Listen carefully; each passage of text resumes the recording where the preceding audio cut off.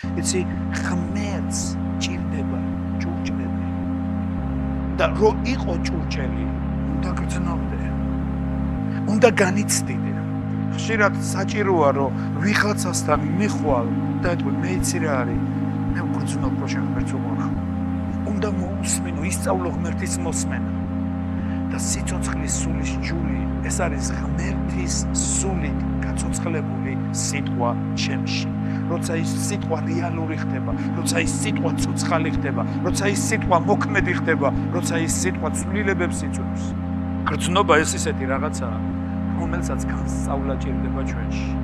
თუ ამ ყურადღებას დაუთმობთ ამაზე და თუ გადავალთ იცი ღმერთი გაამრავლებს ჩვენში ჭურჭლებს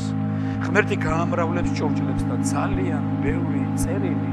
მივა ადრესატამდე ძალიან ბევრი ადამიანი ჭურჭლად იქნება გამოყენებული იმისთვის რომ ძალიან ბევრმა ადამიანმა მიიღოს პასუხი ღმერთისგან თავის ლოცვაზე თორე ძალიან ბევრი წერილი იკარგება ძალიან ბევრი მესიჯი ვერ აღწევს ადრესატს